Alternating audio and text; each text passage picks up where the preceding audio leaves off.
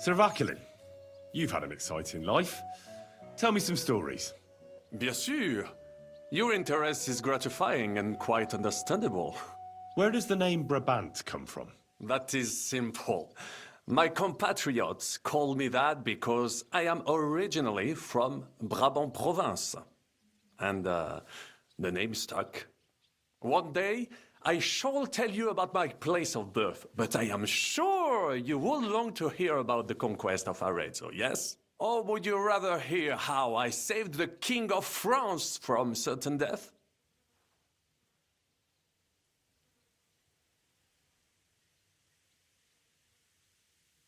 Arezzo sounds interesting. And so it was. That is where I earned my knighthood from the great Enguerrand de Concy himself, the commander of our Naples campaign. Enguerrand arranged his forces for battle, and I was put in charge of one of the cavalry units. Out of nowhere, the enemy appeared on our unprotected flank, and Enguerrand set me to hold them back so our main force could regroup. But I saw a gap in the enemy's main phalanx. I sounded the charge and sped forwards. Wasn't that rather risky? Un chevalier français fears nothing. I reckon King Sigismund would think otherwise after Constantinople. That was completely different. Alors, I caught them by surprise. I hacked my way to their standard and broke through all the way to the enemy's reserves. My attack sowed confusions in the enemy's ranks that encouraged the overlords who raced to join me, scattering everything in their path. And that is how we won the famous victory at Arezzo. Seeing that the force that was supposed to protect them had been routed. The city then surrendered to us. No doubt you had no inkling at Maleshov what a knight you had the honor to meet. And of course my feats on the field of battle do not end there. A bold maneuver. Quite right. Courage is my middle name. Just as Monsieur Chapon says, Audantes Fortuna Juva. That day I was the bravest of them all and won the day. So you disobeyed your commander and left your flank exposed? Your attack could have ended in a total fiasco. You were lucky the others came to your assistance and your entire force didn't collapse. I hear thee speaking, but you are still wet behind the ears. So, I can forgive you. In short, I saw an opportunity and took it. Moments like that can decide entire wars. What did your commander have to say? He made me a knight and sent me to the royal court to inform the sovereign of our triumph. I reckon he wanted to get you out of his hair. Do not talk nonsense.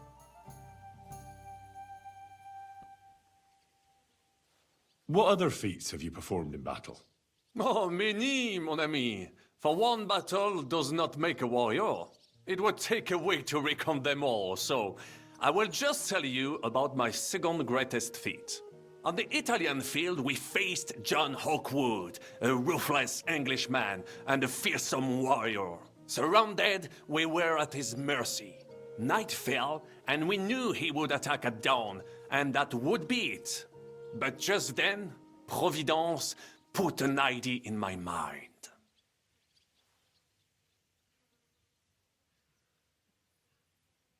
Did you set some kind of trap? You could say so. Unobserved, I mounted my horse and set off to find help. And, La Dame Chance was exceedingly kind to me that day. As I rode away, by chance, I stepped it off of our horses. Thinking we were trying to break through, Les Anglais went to head them off. But while the English were occupied with Mycenae, our units managed to flee. I saved many men from certain death that night, and many lords from the disgrace of capture. Needless to say, I was generously rewarded for my valor. That is indeed incredible. But you were just trying to flee, weren't you? I wanted to bring reinforcements, but as I say, I merely follow Providence, and she guides my steps, from triumph to triumph, wherever I go. Stick close to me, Henri. And Providence will favor you too. How did you save the King of France? With Providence as my guide, mon ami, I came to the court from the field of battle to bring news of our victory. Because, and remember this, the bearer of good news is always rewarded and cherished. But the king was in a bad mood and did not wish to be disturbed. Maybe I thought the news of our victory will dispel his ill humor. How could you tell him if he didn't want to be disturbed? Ha! I climbed up to his balcony and into his chambers to surprise him with the joyful tidings. And lo and behold, the king was writhing and gasping on the floor, overcome by one of his fits. Wasting not a moment, I dashed over to him and unblocked his throat, thus saving his life. In return, the king bestowed on me the title of Échanson, or cupbearer, and other generous gifts. And I then spent a while in his service at court. Unfortunately, though, even the king's favor does not last forever, and minor mistakes can come to overshadow good deeds. What happened at court that led to you being out of favor? Well, perhaps I shall tell you some other time. Would you not rather hear about the glorious duel between Le Gris and Carouge? Tell me what happened at court that caused you to lose favor. Ah, a major setback and a gross injustice, mon ami. It is an unhappy memory, because it was the first time that La Dame Chance abandoned me. It's nothing to be ashamed of. We can all learn from our failures. And I bet even your failures make for great stories. Oui, that is certainly true. Very well then. I suffered a combination of misfortunes all at once. But bad luck in business and on a hunt were the worst of all. You were in business? Of course. I come from Brabant province, home to the greatest entrepreneur of all. My birthplace gave me an unrivaled nose for corn and the reputation of a financial expert. I was nicknamed the Seer of Louvain, and also the End of Midas. That is, until I persuaded an important nobleman to invest a large sum in maritime trade with Africa. All the ships he bought sank in a tempest. He had to sell off part of his estates to pay off his creditors. Of course, he wrongly blamed me for everything and turned many influential courtiers against me. But my advice was sound. He was simply punished by God for fornicating with every wench from the Pyrenees to Brittany, bragging about it and thus bringing shame on his gentle wife. I told him as much, but some people never admit their mistakes and prefer to blame others.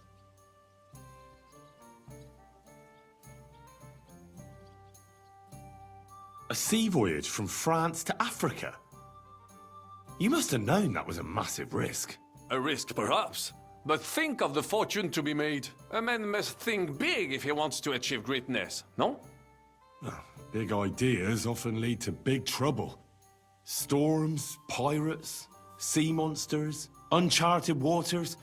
It was a disaster waiting to happen, Baron. You should have tried the Baltic trade route. You are right. That would have been safer. But that is under Hanseatic control and there is too much competition. Africa, mon ami, that is the land of opportunity. The Arabs sell to the Portuguese via Ceuta, and they sell on to us. Just imagine selling further and trading directly with African kings, cutting out all of those middlemen. Remember this, because one day I will be proven right. What was the hunting incident? We were out in the royal hunting grounds when I caught sight of a white stag. There had long been rumors about it, so imagine the prestige I would have gained by getting it. I set off after it, pierced its flank with arrows, and unleashed the hounds to finish it off. When I arrived, it turned out that my aunt had not killed a stag but the horse of a lady, a court favorite of the queen's. I fell out of her favor, and all the doors became closed to me. Ah, you were damned unlucky. But that could have happened to anyone, couldn't it? Quite right.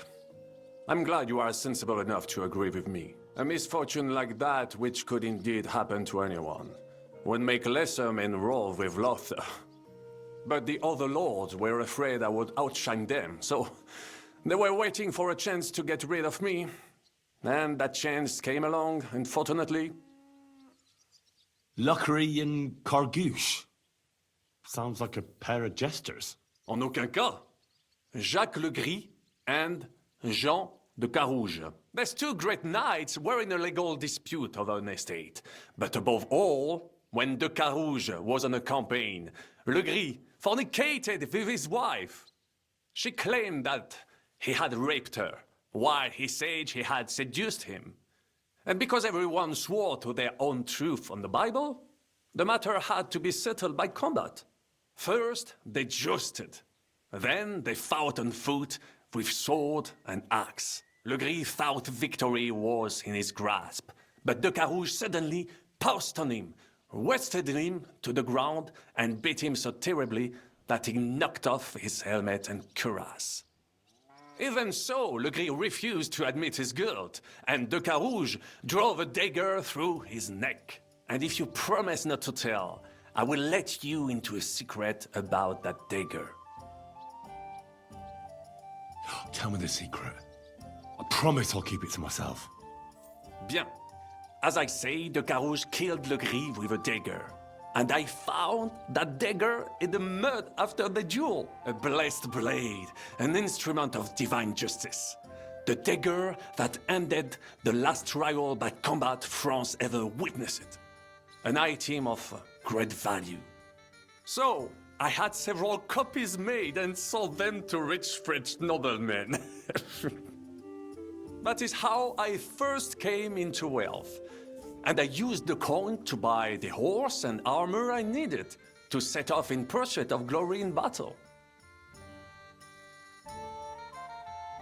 Ha! That was a good idea. I'd never have thought of that. You still have a lot to learn, mon ami. But you're young, you have plenty of time. Just keep your mind and eyes open, like I did. It was one of the greatest things I ever saw, and I have seen a lot. Believe me, half of France came to watch, including the king himself, who then banned trial by combat in France forever. I later told the story to anyone who was interested. One of my listeners, a certain Froissart, wrote my icon down and became famous. I could have written it myself, of course, but I am happy to help others find success. Tell me about Brabant province. Is it far from here? Quite far. From Bohemia, you would go to Bamberg and then follow the river Main until it joins the Rhone. Then you sail down the Rhone until it reaches the sea. And there, between the river and La Flandre, you will find Brabant, with its wealthy cities. Anvers, Bruxelles, Louvain, and many others. But those three cities are the equal of Paris, Rome, or your Prague. Both the Dukes of Burgundy and the Imperial Princes would like to annex our land to theirs, because its flourishing trade has made it rich. But like everywhere else, you can only come into wealth by birth or by enterprise, which is how I did it. How did you end up here? Leaving the court with a modest sum, I launched to visit faraway lands. I traveled a lot, spending time in various countries, and having many great adventures. When I learned that l'Empereur Charles, that great friend of France, had built the magnificent city of Prague in Bohème, I had to see it. So people in foreign countries speak highly of Prague? Bien sûr! It was abroad that I heard of King Wenceslas' Silver City and its reputed vast wealth.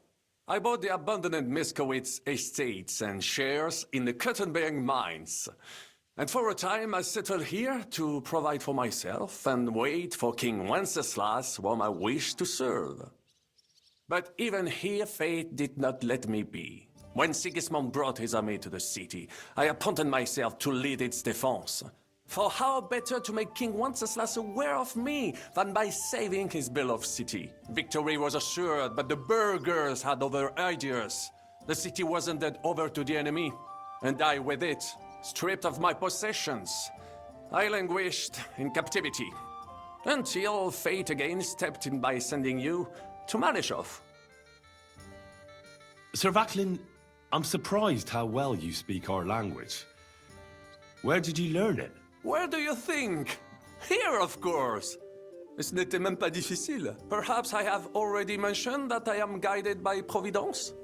She endowed me with many talents, mastery of language among them. I can communicate almost everywhere in a word, and learn every new tongue in a trice. I now speak French, German, Italian, Latin, Hungarian, and Czech.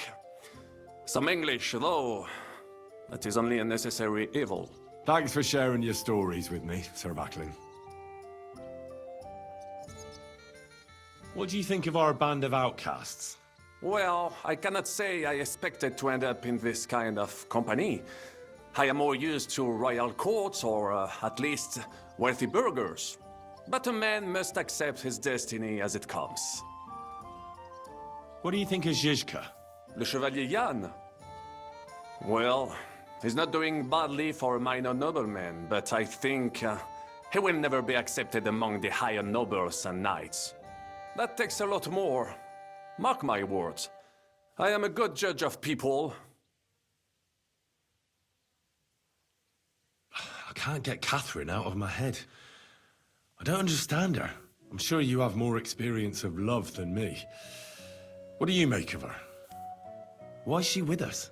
Ah, you're right. I am a connoisseur of love like I am of wine. But for my taste, Mademoiselle Catherine is of somewhat aged vintage. Though, I have to admit she's full-bodied and fragrant. That's not really what I meant.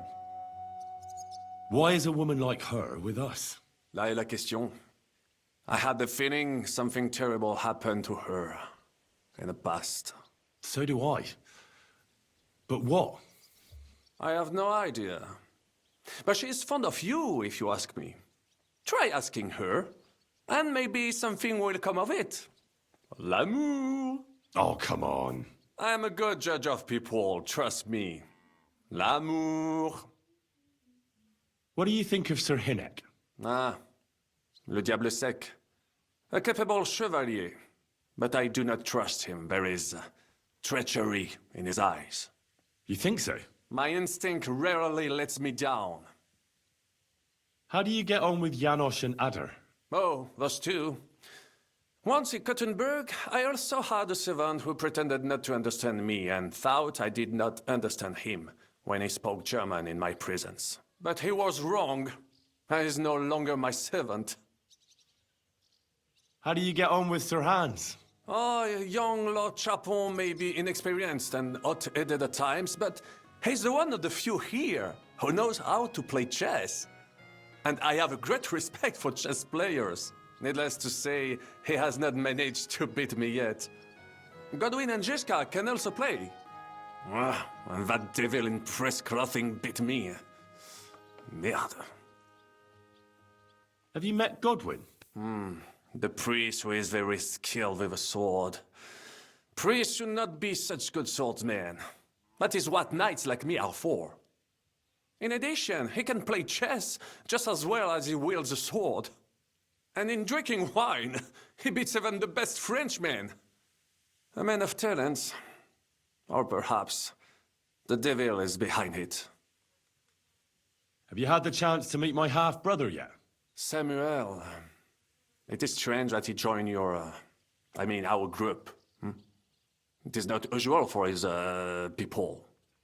But he's certainly a good reinforcement. What do you think of Kubienka? A good warrior. But he has no morals and no manners, like all mercenaries. Well, I don't think he cares much about that. And that is just the problem. How can you trust a man who does not want to be a knight? Tell me, how did the siege of Kuttenberg go? Ah, mon ami, poorly, poorly. But what could I do? Stand down from leading the defense like a coward? After all, I had to live up to my reputation. And at the time, it did not look hopeless at all. I thought it would be enough to stall Sigismund for a while before the Allied army arrived. And that would not have been so difficult. Only no army arrived. Précisément. The hope for a swift end melted away, and the courage of the burghers along with it. I, who fought in 5 countries, was relieved of command, arrested, and handed over to Sigismund. What other countries have you fought in? In Italy, against the English, here of course, and I will tell you about the others another time. In the meantime, however, I can pass on some of my experience to you. After all, I am not getting any younger, so it is time to pass my wisdom on to future generations. I'd like to learn. It will take some time, and a few groschen, mon ami. Acquiring my art came at great cost, so I cannot pass it on for free. Especially now, when I have been injustly stripped of my possessions, and I must rely only on my sharp wits. Ainsi, Valdesta, what would you like to hear? As a knight, you must know how to fight with a polearm as well. Certainement, but not with a halberd or some other farm implement. Such things are good only for les Anglais. I would only ever use a proper poleaxe. 6 feet long, with a blade topped with a spike for piercing heavy armor. Only such a polearm is worthy of a knight, and I shall demonstrate why. Allons-y, mon ami. Let us not waste any time.